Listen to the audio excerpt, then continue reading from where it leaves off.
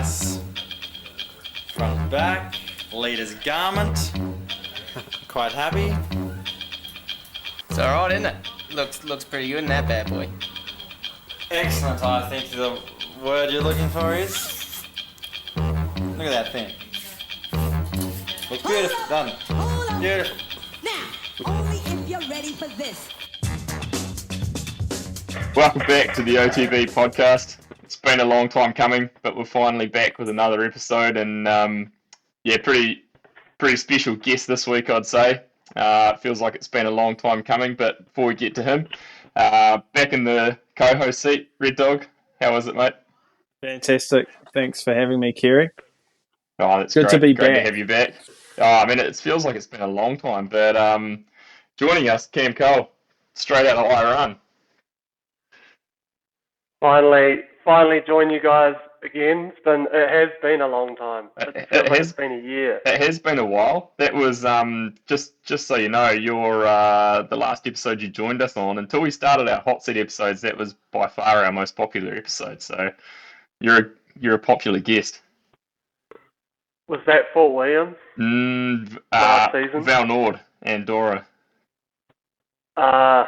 No, That's a while ago. it's a good one as a throwback. I wanted to do a little bit of in our hot seat episodes, we've kind of been talking about people's past and where they've come from and everything like that. And I definitely want to get you back on for one of those. But I thought in the hot seat this week, it'd be good to jump in, kind of have a chat about present day and talk to you about what you do for a job, what you've done all off season. Obviously, it's all pretty relevant because it's all to do with World Cup racing and or World Series, I guess it is now, and get some thoughts on 2023. Really, what do you reckon?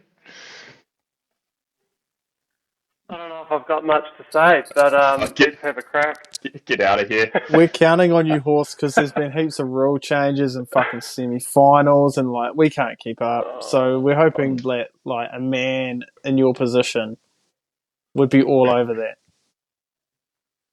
To be honest, I have not. I've been so busy just doing basically operational stuff and just managing all the just trying to improve things on my side. I haven't even read the rule books, so I probably should get on to that pretty quickly, given there's a race happening this weekend. But I've got a bit of time to read the downhill rule book before that series kicks off. So yeah, I wouldn't stress about it too much. Sure, it'll be fine. The downhill rulebook's the only one that really matters, isn't it? Yeah. That's what I thought. But I'm sure they probably haven't changed a whole lot anyway. And the riders are pretty good at talking in their little groups about, which pegs or bits of tape you can go inside or avoid or whatever. So which they're stuff pretty you can good jump. at that. Yeah, exactly. So. Nah, I'm sure. The guys on the ground, the team's pretty experienced, so they'll be good at sort of keeping on top of that stuff. But yeah, I don't think there's been a lot of rule changes in terms of that sort of the racing side. Nah, it's more of at least. So more of a format change, I guess, is the big one. Is the change to semi-finals, qualifying semi-finals and finals. I think it is something along those lines. So, but yeah, and that's stuff that. Oh, you go. It sounds like you've got an actual question. No, not really. I was just going to say before we get into that, I was going to say what have you been doing? What's been happening in the off season? Just a heap of really a lot of spreadsheets, a lot of online calls, and a lot of emails. The inbox is constantly full of just responses waiting to go out and things just sitting there that I need to get to. It's just, man, it's been, I guess, we've just been, a year into this job now, or just a bit more. And so kind of like any job, you kind of get used to it and you kind of feel everything out and you get to a point where you can actually start to have an impact. So I sort of feel like that that's been this off season. So I guess to backtrack a little bit on the story, I started in this job in October 2021, and so last year was just kind of like. Anyone that doesn't know, you're the team manager for GT Factory Racing? Yeah, that's the one. Sweet. Yeah, so started in the job as team manager at the end of 2021 and had kind of a off season there to like prepare for last year. And sort of we had a few new staff and a few new riders last year, so we were kind of just all kind of figuring each other out and just kind of, we had some small changes and stuff that just kind of more organisational things like in the background that I had sort of taken over from Mark Morrison, who was managing and working as a mechanic in the team for the years before that. And so, they just kind of pulled me in to kind of spread the load a little bit and kind of, I guess, be a more formal sort of team manager. So there was only a few things we kind of really changed on the organisational side. And then, so we're just kind of rolling through the season and just kind of,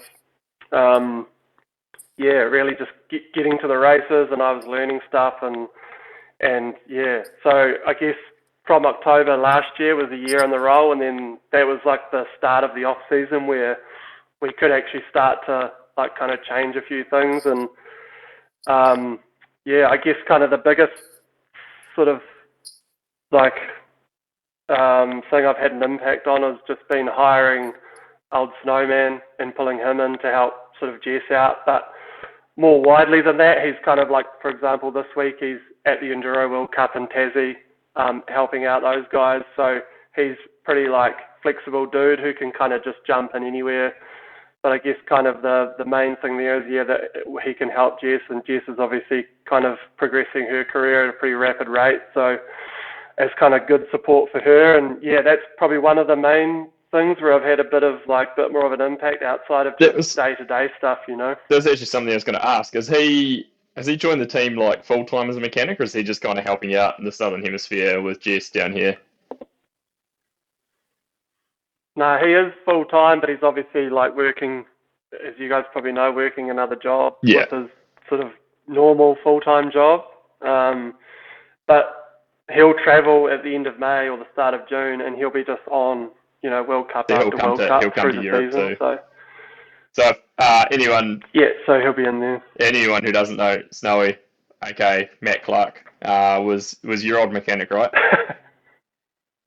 Yeah, in 2012, so that's going back a while. But so he's been around bike racing and motor racing and all sorts of like jobs here and there. So his experience is like pretty unreal to have on the team, and it just kind of builds on that team we've already got that's like already so experienced, and it's just he just kind of plugs that gap. Yeah.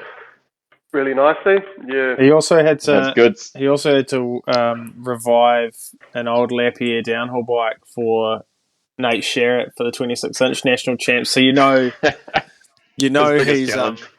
he's skilled. He's got the talent. He sent me a video where he pulled the headset cup out with his hands. So he's used to working in some challenging scenarios. Yeah, he's got that skill set that you need, eh? Oh, he's a problem solver. Worth his weight in gold come race day horse.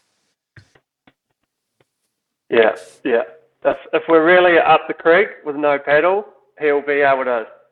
He'll find a solution for us. So, absolutely. Yeah, he's definitely the guy. Oh, that's good. Yeah. Good to see him back on the circuit. I don't know. I can't. Does that answer your question there? Or yeah. I can imagine it's just been a whole lot of admin. So, have you guys managed to? Have you been away, done any testing or anything in the off season with the team, or? I guess kind of like sort of is kind of it's public knowledge that the bike industry isn't sort of in a great sort of state in terms of I think that's where stock's at and bike sales and things. Pretty well known. So we've had sort of a few budget cuts and stuff we've been dealing with, which has just meant we've just had to get creative with where we direct resources and things. So we haven't had any major team camps where we've sort of flown everybody, and we're a team that's spread across the world. Yeah. So we haven't flown everybody into one place like last year we did it in the UK. And that trip was that was, one of the most expensive trips of the year. And we got a lot out of it for sure, but yeah, we're just having to be a bit more careful with where we're going this year. So, for example, I haven't even travelled yet.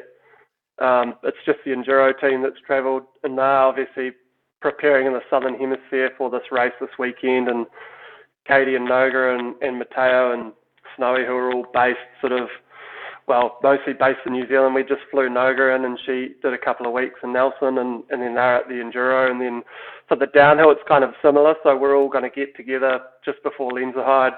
Well, the team is going to, the riders and the mechanics, and then me and Matt Snowy will just fly in last minute and sort of pick it up again. So Jess and Ethan and Ryan are sort of doing their own individual preparations until sort of start of May, and then they'll kind of get together in Europe, and then it just cuts down on the back and forth between like everybody's kind of base and then where the races and events are for the season. So that's kind of the state of it at this point. Horse, when money gets tight, Doc. when money, like, say, the budget's tight and you can't spend on everything you want, where do you look to make the cuts? Like, obviously you said you haven't got together yet this year. That maybe has a hit on bike development, but what do you prioritise? Do you prioritise, like, making sure people get to the events they maybe want to get to, or do you prioritise getting the bike right and targeting the events that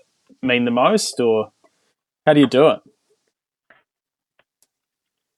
I think travel's probably the biggest spend for the team. Like and I think that's something that ESO are kind of conscious of too going forward. So they want to kind of streamline the travel so that there's blocks and the blocks make sense. It's not like before where you'd be traveling from here to here and then back again, like literally 3 weeks later or something.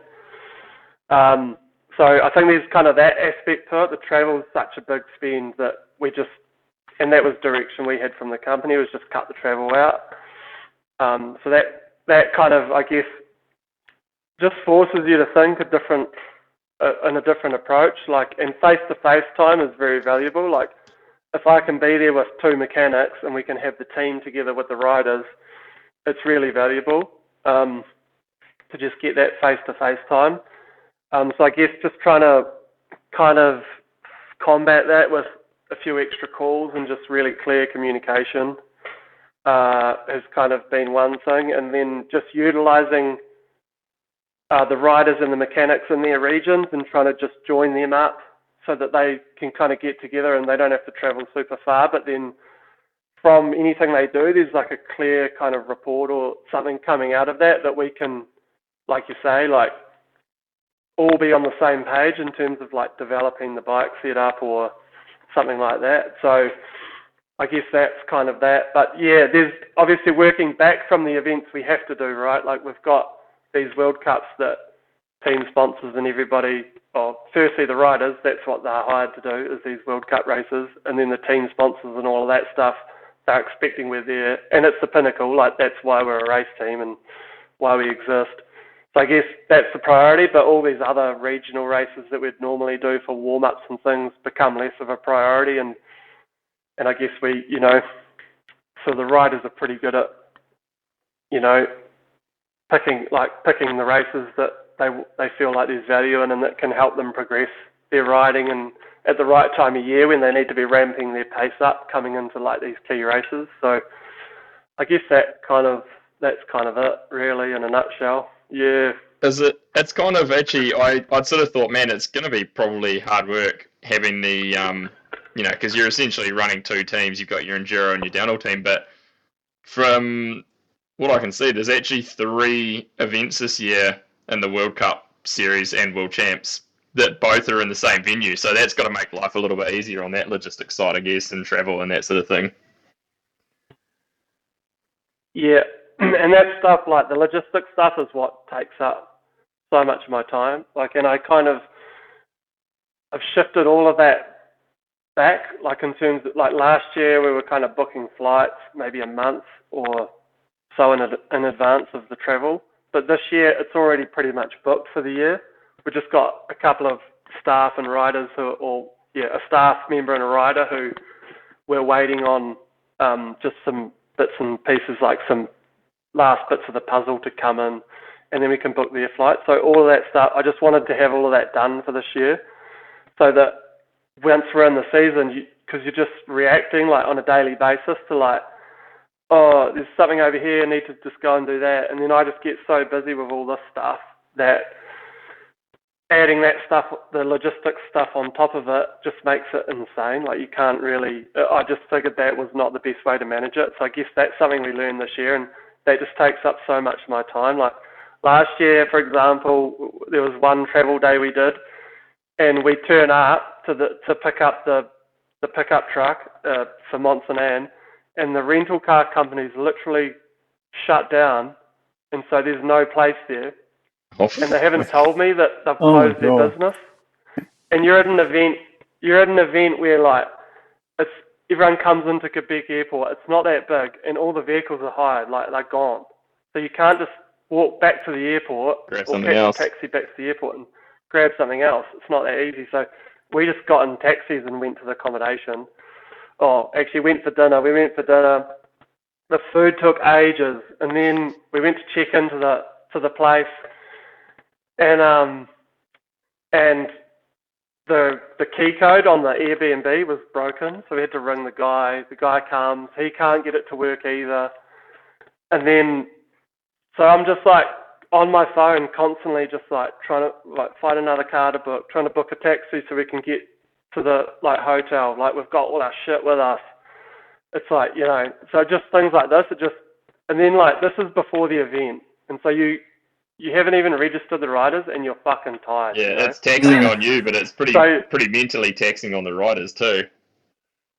Yeah, because they're just getting curveballs. So I think, yeah, that just takes up so much of my time, man. And yeah, basically that day ended with Morrison just busting the door down to this Airbnb and just fucking breaking the lock off. Like, What, he so just blew it off? Was it like yeah. Was it like a shoulder charge or a heel He just to did the the old, door or something? Nah, I wish he did, but he did it with his ass, you know, like he backed up against it and just punched it in. Yeah. Was that? Did So the that was pretty Airbnb funny, guy? but, Was he like, okay, you can knock this in? Yeah, basically, the guy was there, and he was just like, just get in, like, however you can. Shit, that's good. We just busted it. Yeah. Oh man. Yeah. Yeah. So just stuff like that it just takes up so much time, and then you're like, you don't have a lot of capacity after that because you're tired, and then you got to go register, and then you're like on the track helping the riders and stuff out with lines and things, and you're up and down the track. So it's pretty full on, but yeah, once the season gets going, there's not a lot of time to sort of put your energy into other things. You know, you're really just kind of, you're in there and you're reacting. So I wanted to be really organised and have everything pretty dialed well before that, so that we can actually like have, I can have energy to put into other stuff, hopefully during the race weekends. But we'll see how we go with that. But yeah. Is it? I was going to say, you're probably too busy. One of my questions I had for you was, do you miss getting on the track? But you're probably too busy to really even think about that. Do I miss getting on the track, as in like trackside like stuff, racing. or? Nah, like being on the bike. Oh. Is there some FOMO going on? Yeah, like Montsanan, as you know, I was just like you love that shit too. I was just like, oh fuck, and I was like, it's not like, now when I look at it and I'm standing on the side of the track, it's like you learn so much. You're like, oh man, I probably, like when I was racing, if I'd sort of stood back and taken a few breaths at some points, I probably would have been like, oh, all I need to do is ride this section like that and I'll be sweet. Whereas before, I'd just try and like absolutely hammer it, and then just my strategy around racing, it got way better as I got older as a rider. But then, you know, I stopped racing pretty early. Like I was 27 my last season, so I guess I was probably still learning stuff at quite a quick rate. So, but even now, like I think it shows when I'm racing nationals and stuff, I'm way more calculated, and I don't know if you guys are the same, but yeah, I definitely like tracks like that. I'm like, oh yeah, even Fort William, like those longer ones that just flowing and keeping your speed up is really important. I feel like those are the ones I really like and kind of feel like I miss out on. But yeah, and the bikes are so good now too. I'm just like, fuck, that's just easy because your shit's working, you know. Like whereas before nothing was working, you got no traction, and you're trying to like hold on to this thing. Yeah, Just riding a Bronco. exactly. It just looks so easy now to go. It's a different game, eh? The dudes go, you know, everyone's going pretty fast. Yeah, it is. Yeah, everyone's going fast. It's pretty gnarly. It's got Full that credit. way. It's a lot more like everyone's going way faster, I reckon, and it's got down to a game of millimeters kind of thing, you know. Whereas previously it was like a game of inches, and now it's just so tight. Yeah, I think you could. I think you could get away. That's what I'm saying with the riding, like to be calculated and just let the bike and stuff do the work now. You can go quite far with that and be quite a fast rider, but before it was like you were trying to make up for these big things. So you like if you were behind on like a bike setup or something, you'd have to override it pretty hard to get those inches back on that other guy. Whereas now, if you just fine tune a few things here and there, you can actually gain quite a lot. Do you know what I mean? Yeah. Yeah. So are you still getting out on the bike much, or are you just buried in emails these days? Got out to Portugal like a couple of weeks ago for a week and just rode every day, so that was pretty good. It's so nice not being in New Zealand on that, kind of like you're so much closer to other things. Yeah. But obviously, miss New Zealand. Like there's not a heap of racing and stuff here in Iran, so it's not like the racing side. I miss that. But I'd definitely get out on the bike and keep fit. So, but yeah, this season I'll be based in the UK from the end of May. So I'll be just there in and out of the races. So it'll cut a lot of the travel out. So and I won't be as jet lagged and tired going back and forward all the time. So I'm looking forward to that. So I'll be able to, obviously the riding is pretty insane. Where are you going to be based out of in there? Oh, sorry, it's in Leithen, so it's sick. The riding hub for the UK. Yeah, and the Edinburgh Airport's just down the road and stuff like that, so it's pretty easy to get in and out of. Pretty close to it's Fort super William, handy. so that's like a pretty easy one. Yeah, and the riding's pretty good there. It's the riding spot as far as the UK goes. So that's going to be good. So I'll be able to get a bit of ramp the riding up a little bit more. But the e-bike's pretty handy in Iran here. Everything's so steep, but we live super close to the trails, so it's pretty easy to get out. So it's not bad. It's just like the trail development isn't that good, so you don't really fizz on going out because you're just riding sort of the same stuff all the time. Whereas, like in New Zealand, you can ride all this different stuff because the network's so well developed. So definitely miss that, and looking forward to getting back to that. And at the end of the season, we're coming back to New Zealand, so be cool to get back into that riding scene there. And you can come join the boys at the 26-inch national champs. Maybe you should swing a leg over there lap year. So. Oh, you got the Rocky. I've got the bike parked and got the Rocky there. It's ready to go. Yeah, it's ready to go. So I think I need a stem for it. So I'm scared though because I don't know. Your horse. It's a war of attrition I feel out like there. you have to just adjust your expectations on how fast you can hit shit. So it's going to be fun. It'll be fun.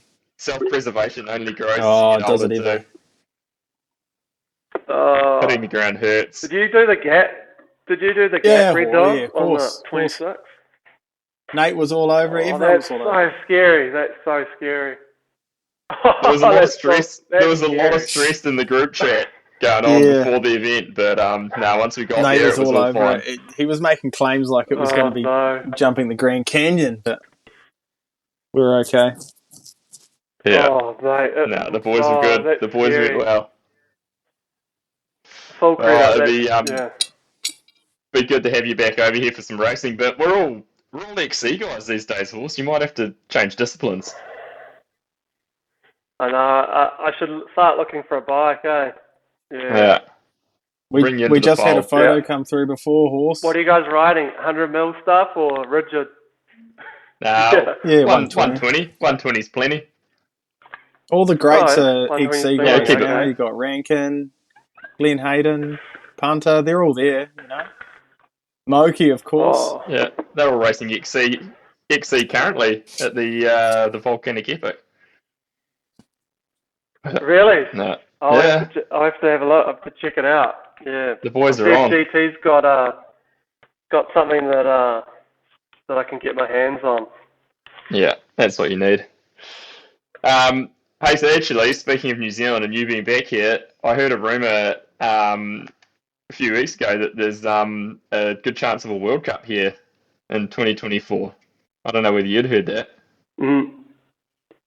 Yeah, I did hear about that. I heard some. Yeah. I did. I was talking to Will Kesey, and yeah. I OTB guess he's listener. one of the guys behind it. Yeah. Yeah, so I he, heard Christchurch or Queenstown are the two potentials, so makes sense. I think Will's pushing for Christchurch pretty hard, and I know He does love there. ESO's keen. Oh, that's yeah. good. Yeah. So We could be I guess getting back. they've already. Oh, you go.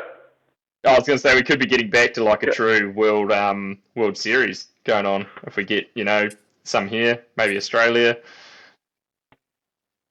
Well, that's what I was Yeah. going to say. I think ESO released some information, and I'm pretty sure this is public. If it's You not, heard it here first. well, the handcuffs will be coming out. No one Yeah. listens to this shit anyway.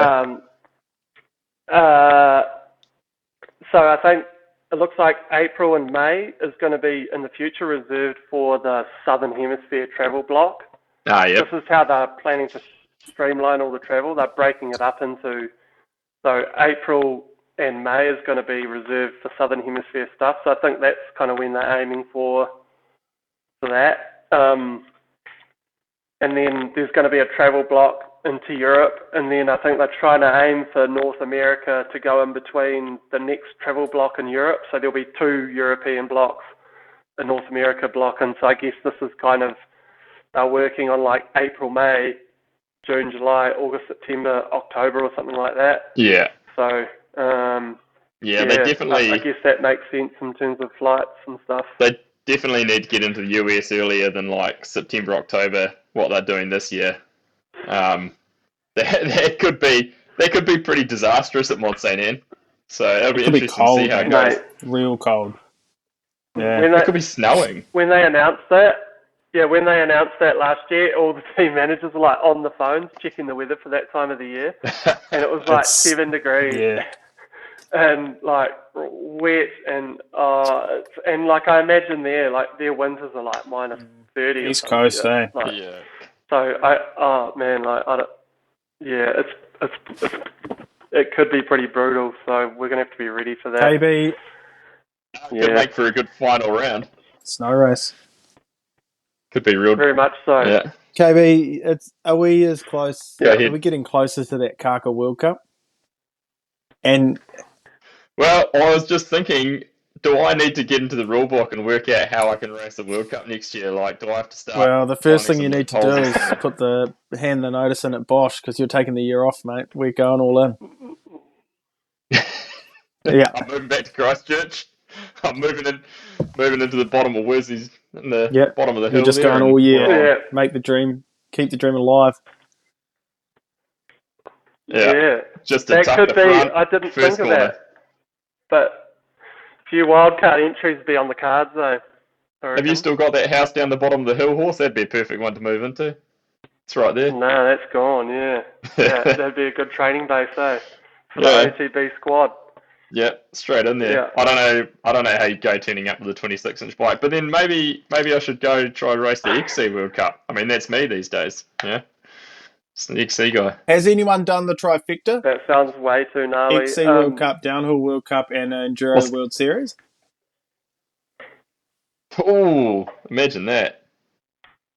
Who do you reckon could pull it off in the current? I don't know if anyone could in the current time. Like, you've got to be so specialised in each one of those disciplines to race them.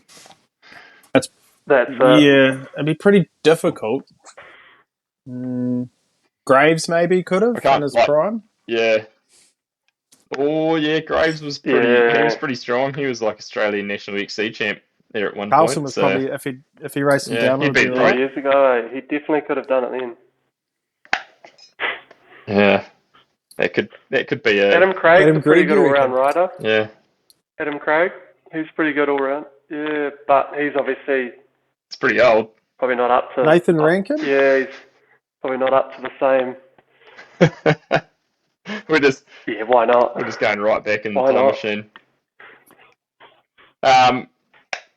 So speaking of World Cups, the probably the biggest change that we started briefly talking about earlier was the fact that there's now qualifying, semi-finals, and then a finals. So there's more points on offer. But now, I mean, qualifying dudes were basically like that was a race run essentially. Like because every point counts up in those top positions. So now they're basically doing 3 race runs over a weekend, which is pretty gnarly. It's going to be a full-on event weekend for these guys that are making it through. So it goes. How does it even go? Top 60 elite men and top 15 elite women from the qualifying round will qualify for the semi-final, and then the top 30 elite and top 10 elite, well, top 30 elite men and top 10 elite women will go from the semi-finals to the final. So yeah, if you're in the top 30, it's pretty hectic. It's gonna Some big names will be missing out on that quite regularly, I'd say. Because it's pretty deep these days. Like you even look at a quali from last year or something, or a finals, and you've got riders in the top, like you've got riders in sort of that 40 to 80 who have been doing it a while. They're experienced and they're still fast.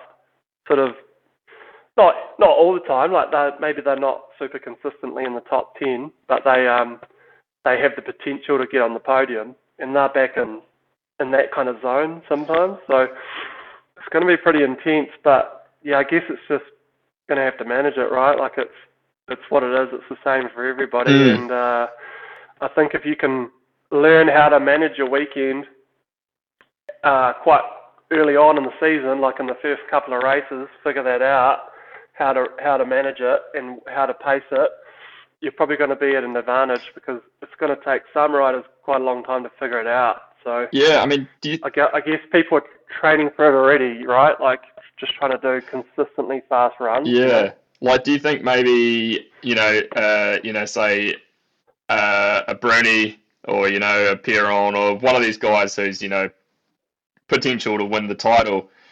Do you think they'll be riding qualifying strategically, like maybe coming in slightly slower and trying to build through to that final round, or do you think it's still just? I mean, I guess that's probably going to be a little bit of working out for them as well, to kind of see what everyone's strategy is as we get into it. But you're still going to be wanting to get those points, I guess, from wherever you can, because 50 points for a win is still a good chunk of points for qualifying. Yeah, I guess that's what, like, for example, I'm not thinking about that, because we would just want to go and just be a bit more consistent than we were as a team and try and get our riders up into that top 5 a bit more. Yeah. Or top 10, or like whatever it is we're aiming for. So the points don't really, like, I think, count unless you're one of those guys. But they're still going to hammer it, I feel like. You know? Like, they don't, like, do you ever see Pierron, like, not riding fast? No, that's a good point. That doesn't really ever back it down, does it?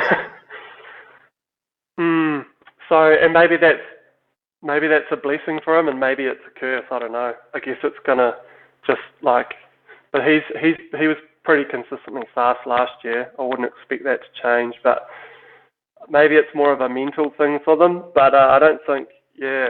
And Bruni, he's a bit more of a calculated rider maybe, but he still gets injured and he still missed races last year. But then at World Champs he turns up and absolutely just tears it a new one. So. And I guess you've got to be. They sort of have a. They have a You've mindset got- and a mentality, those guys. I don't know. Yeah. You're going to have to be a little bit careful, I guess, if you're one of those guys as well, to not blow semi-finals. Because if you miss that 30-man cut for semi-finals, there's like a massive points deficit. Like, you've got to be getting through all three rounds. And I think it's Can't like... recover, yeah. Nah, like if you miss out on finals and you could potentially lose like a couple of 100 points or, drop back a couple of 100 points pretty quickly. But there's also I think that's a change. When the managers are talking, that's kind of what they're talking about, like the point structures and stuff. But I haven't sort of gone into it too deep. They've done models on scenarios and stuff, and they actually say that if they compare it to last year, if they did the same point structure and stuff as they had done, as they're going to do this year, if they model that based on last year's times and results, that it would actually be very similar. Yeah. That's what they say. But you can't pick a puncture or a crash and then like they miss the top 30, and then like you say, all of a sudden there's a 200-point deficit because of that. So, yeah. And I guess in a way you can probably try and sort of spin that, to whichever way you want. But at the end of the day, we've never had three, races that really count like there is now as well. So it throws a whole extra one in. So there is still some protected riders. Protected riders to the semi-final. So that's out of qualifying. So, that's it's a little bit confusing, the qualifying one. So at the first round, the top 20 elite men and top 10 elite women will be protected. But then, so protected riders to the semi-final are top 10 men and top 5 women. So I think it's 20 riders are protected through qualifying. Well, no, they're only protected in the semi-final. So yeah, it's going to be interesting because it seems like it's actually dropped down lower. It's only 10 maybe rather than 20 what it used to be. to get in from the semi to the final. From qualifying to semi-finals. So I don't think anyone is protected out of semi-finals. Okay. That's good though, because then, like you say, it kind of opens it up a bit more. Yeah. So semi-finals will be pretty important. But also, there's going to have to be a bit of self-preservation in it too. Ride fast. Yeah. A smooth run that's still fast is. Do you think that's a tricky one. that factors into how they ride those runs though, or are they just flat? Is it just going to boil down to flat out 3 times?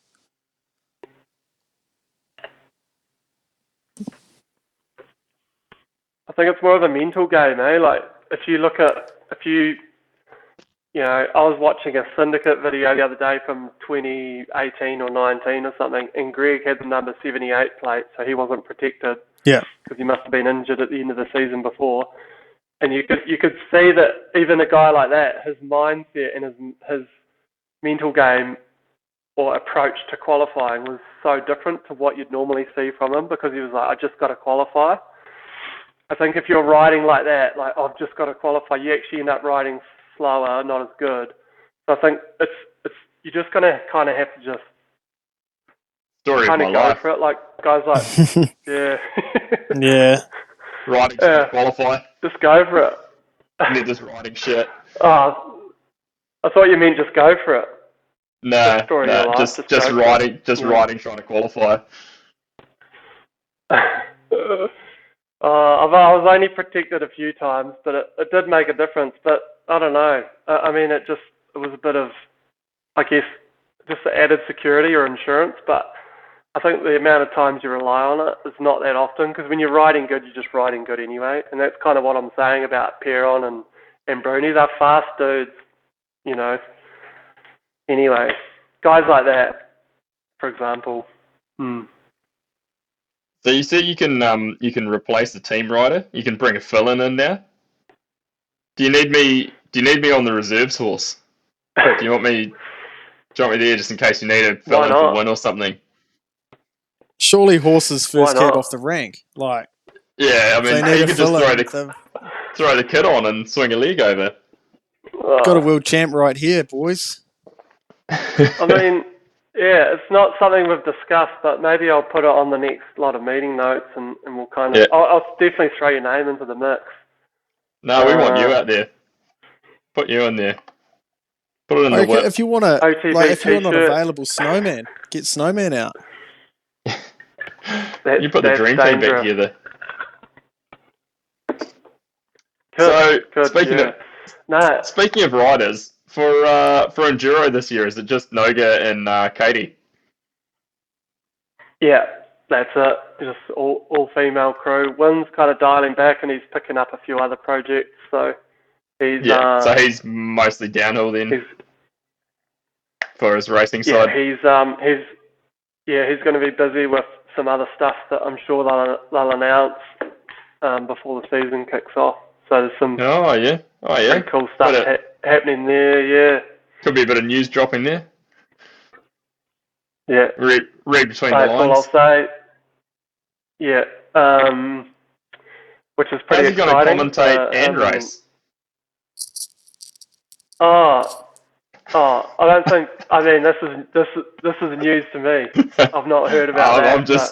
I'm just trying to throw some shit out and to see what sticks. Throwing shit at the Maybe wall. they could put he could Maybe have a microphone in the helmet. There you go. that would be cool. Why not? Nah, it'll be good. Why not? Good to see him out there doing it still. And so who else is in the downhill team? Well, the downhill team hasn't changed actually. So we got Jess Blewett, Ryan Pinkerton, and Ethan Craig. Correct. Yeah. Adam Green. So I'm pretty sure that's how you say it. yeah, it's a fairly young team then, really. Young talent. It is, yeah. And we've got Wynn, but he's still in there as well. So relatively young, yeah. Other than Wynn doing his thing, but I guess that's pretty cool. Like Ryan rode really well last year and had some good results in the juniors. So he's obviously a second-year junior now. So looks like he's riding pretty fast at home. So that's going to be cool to see him get back to Europe. And then Jess is progressing pretty well as well. Yeah. And then Ethan, he had a couple of sicknesses and stuff last year, but also pulled out He's fast. some good runs, like 7th at Mont Saint Anne and real fast at Fort William until he had a bit of a crash there. So I think just if he can get a bit more consistent and just put it together and turn up healthy, he'll be fighting for the top 10 and maybe a bit more. So Jess just won national champs here in New Zealand again, and just won Crankworks downhill as well. So it looks like she's coming along pretty good then with their recovery. Yeah, exactly. Yeah, I think she's put a lot of work in by the sounds of it, and I think that Crankworks win was pretty good because it's not a track that, obviously when she's racing in Queenstown national champs on Coronet, it's a bit different to like Rotorua. Yeah. So the type of stuff she rides, and I think that track looked like it got pretty rough, the Crankworks track, and it's more, I guess you could call it sort of European style when it gets wet like that. So I think that was a pretty good win for her.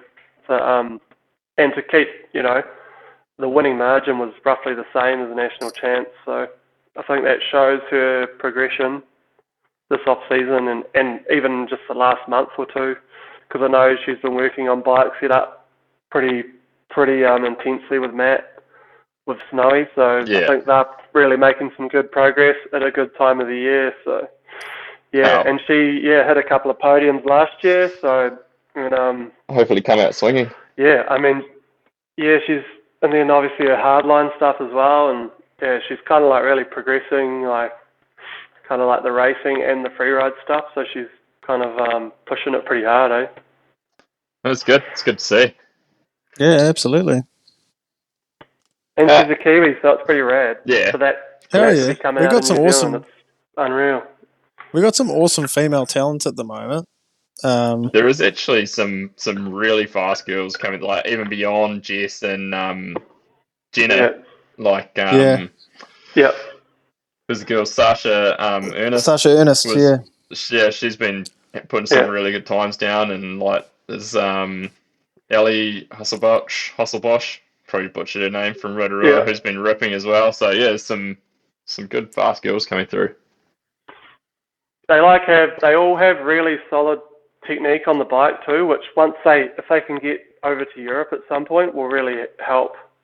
Like, you know, their speed and like their racing on those bigger tracks. So I'd be pretty pumped to see them get to some races, because I feel like they're all pushing each other so hard. And yeah, I mean, I feel like there's more depth and more talent there that, like, compared to like the junior boys at the moment. Like, it's like the guys in New Zealand, like, you know, Toby, Tohoto and stuff like that, Finn, they're all kind of gapped everybody else a little bit. There's no one that's super, you know, I think Ollie Clark is probably one, but like there doesn't seem to be the depth there. I might be wrong, but it just doesn't seem to be the depth, back. you know what I mean? So it is. There's a gap there. Yeah. The under-19 class has been pretty well kind of dominated this year by the under-17, so there's a bit of a leap, and I think there's another wave coming through that's going to be absolutely rapid. That's cool. It's going to be interesting to see over the next couple of years kind of how they develop and how that works out. But yeah, we've got some pretty good potential coming through, I think. Yeah, we need some more Kiwi juniors on some teams, getting on some teams a bit earlier on to help them develop. Like, you know, obviously Tohoto and Finn kind of had pretty big support from Santa Cruz and then the Union later on, what became the Union. I think, but yeah, if we could get some of those younger riders onto the support programs earlier, like, you know, like Ryan Pinkerton, the guy on our team, he was factory rider, first year junior. So I think that really helps them develop at a quicker rate. Just get in there early to those tracks and get that competition under their belts. It's a bit of a shit time for, I mean, as we talked about with budget cuts and that, like, it's a bad time to be trying to find that sort of support at the moment. And being from New Zealand, you kind of last in line because you cost more money to deal with, unfortunately. So it's like, yeah, it's a bit of a rough time on that side, unfortunately. It's a bit of a recession in the bike world. Too much stock and not enough bikes selling at the moment. Yeah. So yeah, just cash isn't flowing. So. But it's always swings and roundabouts, they'll manage it. Yeah. Yeah, they'll manage it. So if they want it, they'll make it happen, right? Like, as you know, KB. Yeah, you just gotta get after it. They can always start a GoFundMe. Yeah. You know. Oh, are you trying to trigger me?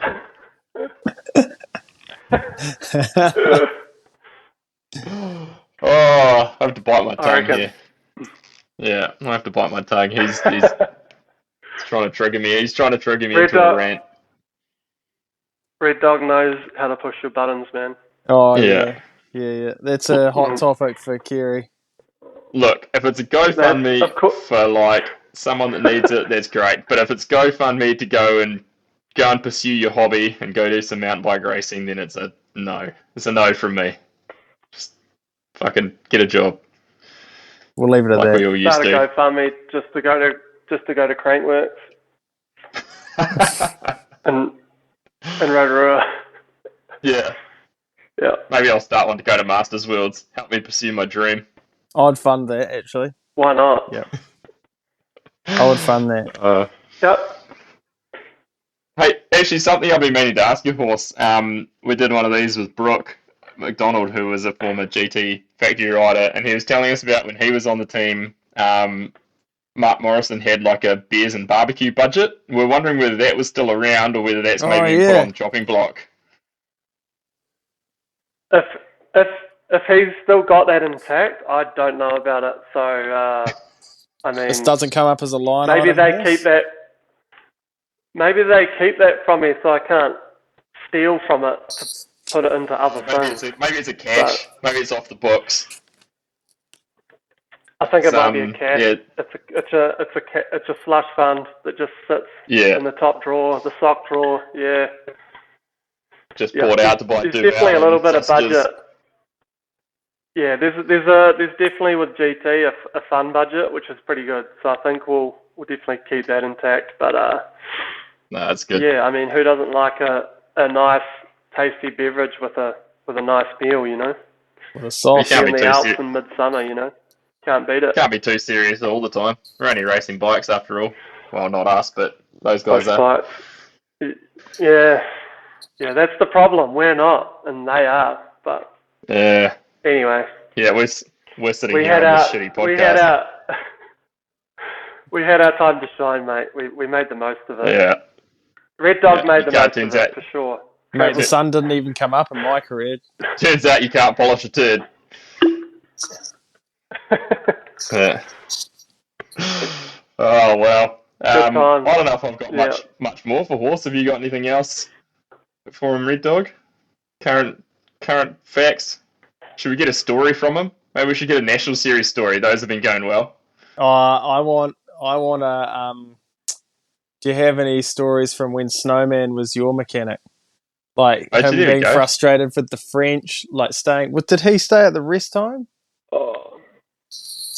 He stayed at the rest home with me and Blinky. Yeah, I've got a good one actually. Hermit, aka Sam Blinkenshot, Hermit, I think came up to his room and he was like, "Do you want to go to the?" No, Snowy went down to Hermit's room at the rest home, and he said, "Bro, do you want to go to the bakery?" And Blinky's like, "Yeah, in a bit. I'll come and get you when I leave."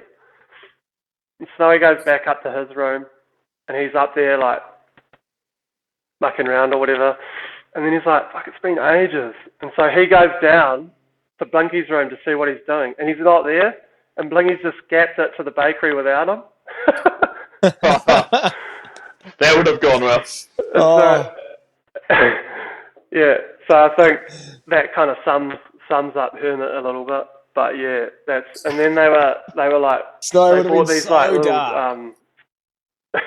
yeah, oh dude, I wasn't even there. I was like away. I think I was away with Amos. Like we were traveling around a bit, and I just the first story Snowy tells when we get back is how Hermit just gapped him from the bakery with the bakery, and left him hanging. Yeah.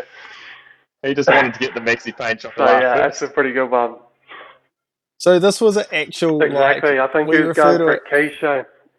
We refer to it as the rest home, but it was like a legitimate rest home though, eh?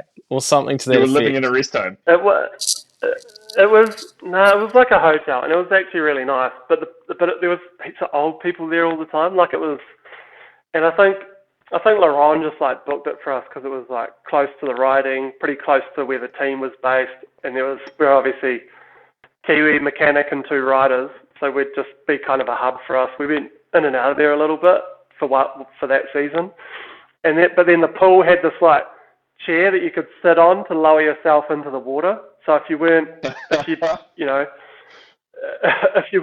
mobile, you Walk could down the sit on the stairs. chair.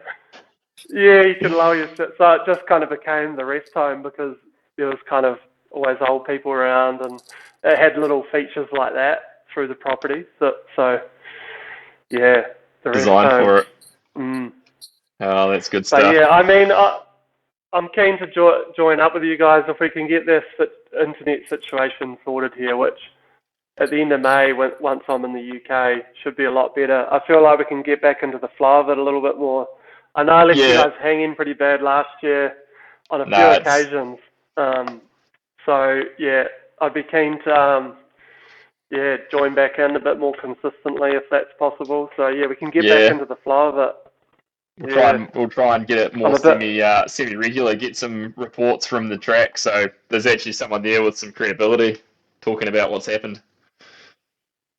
Who knows if we'll even be watching it this year? It might cost too much. Yeah, I was discussing that with Pip last night. I was like, I don't even know how we watch it yet. Can we write this off? Can we? Well, maybe you we can't. need to. We do need to set this up as a business because then we can write it off. Yeah. It's a great idea. Right, you can Zero only write income, it off but lots of if expenses. you're generating income. Yeah. Yeah. What do you mean? We'll sell some merch. I guess you could run it like that. Yeah. We'll sell some merch and then that's some income, but we'll definitely have way more expenses than we ever get money in. So That'll Speak- work. We'll make it speaking of work. which- what you we- want to be doing. We need to find someone to get a helmet deal, like a helmet sticker deal with Horse. So if you know anyone who will put an OTB podcast sticker on their helmet for like minimal funding, I'm talking like $100. Shout out. Maybe Cam can just start putting it on his riders' visors and telling them it's part of their deal. Yeah, it's a part of team the team thing. deal. It's a team deal. Yeah. Yeah. I'll just sneak it onto Jess's Red Bull Shouldn't helmet. look good on that Red Bull helmet, I tell you what. it would pop on the side of that thing, Yeah, right on nah, top of the look bull real logo. hot. Yeah. Yeah. When we No, get you guys are doing a good thing, but is what's the age demographic? I feel like if you want to really target these younger guys, these younger riders. Nah, mate, like, that's not I don't us. know, are they even Well, listening to it's this? not us. I tell No. you what, it's the like 30 plus age bracket. You know, it's our age bracket that's really hitting the mark with this podcast. Mm. It's probably because we talk about stuff that happened in the 2000s far too much, rather than like what's happening on TikTok Yeah, or I mean, If shit you're like that. if you we could. yeah. If you're a guy who is at dinner and Why don't we jack up a? and get excited Oh, when you go. Glenn Cicerich walks past, then that's our demographic. Yeah. Oh, No one under that's the age of 35 that's not from New Zealand is even going to know who that is. Horse, we were having dinner in At Queenstown least, outside, at least, yeah. outside having some pizzas and beers and stuff. And Nate, we're talking, and then Nate just freezes mid-sentence and like trails off. And then we're like, what the fuck's going on with him? And he's like, did you see that? That was Glenn Cicerich. He's my childhood hero. And then he chased him down and wanted to bring him He was back out. a few beers deep at this point. Tried to bring him back to the table. Oh, it was amazing. He wasn't having it. So if That was that's when Nate could still run. What a weapon. Yeah. He's a He can't run anymore. Oh. Poor guy. he's back for 24. Yeah. Don't worry. I feel like you guys might need pull some younger younger. Some What am younger I trying to guests. say here? Guests? Yeah, you need some younger guests so you can tap into that younger demographic and listen. Nah, they've got Oh. no money, Horse. Let's Not not. young fellas got no money. You know that. Nah. We want these old guys. They spend the money. They buy the We want the bikes. people with disposable income. Yeah, that's what we want. Why is that? Why do you need them? Because they're the ones that want to spend money on the sponsors that we don't have. Yeah. Oh, that's mad. And That's then true. if we sold merch, I don't know what the fuck 20-year-olds wear anymore. I'm so confused. No, I do, Like, man, and it's not good. Like it's Oh, mate. like I'm not making that sort of clothing. the thing with young people these days. Young people. Why are they always wearing hoodies? This has gone sideways. Why are they always wearing like they look like they're cold, but then it's really hot outside? I don't understand it. I'm so off base Are with these what the they're big- wearing. Are these like the big baggy, Yeah, like pants and jerseys? it's hot that as they're I'm in a wearing? shorts and a t-shirt, and you've got a hoodie and like these track pants on. Like I'm so confused. Hey, but guys, Dickies is back in fashion. 2006 KB is in. Oh, they're not. I just need to get back. Someone needs to do a Walmart order. Horse. Yeah, A flat peak's back in, bro. I don't think so. Is that 5-panel craze fucking died off yet?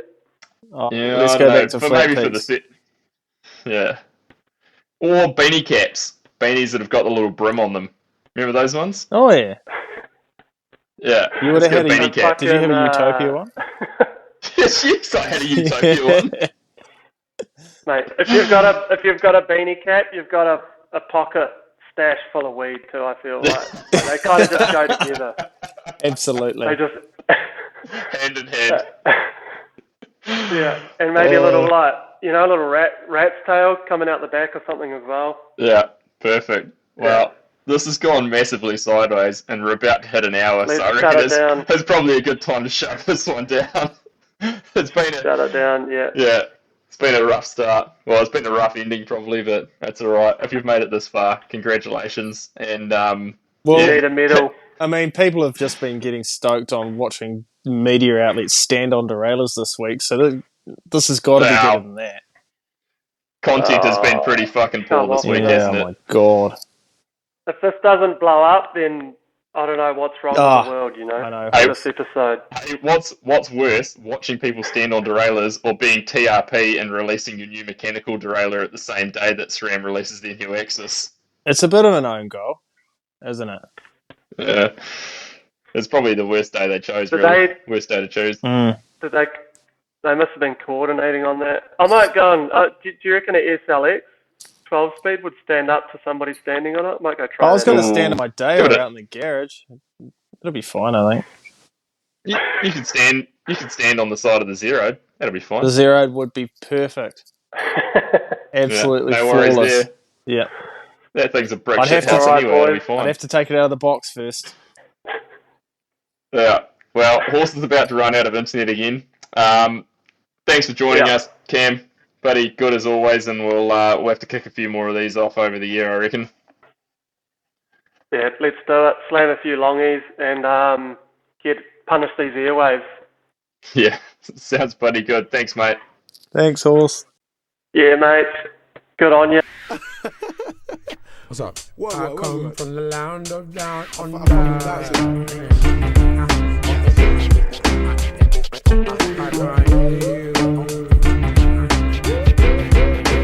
I can't hear you. What was that? I can't hear you.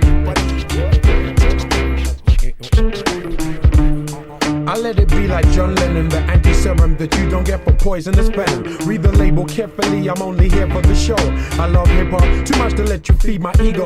In the key of F-U-C-K, Y-O-U. I mean, why do I owe you if you're not helping me through? I mean, why do I owe you if you're obstructing my view? Success is not my castle, just a house that's brand new. You see, I irrigate the culture, give it shape like a sculpture.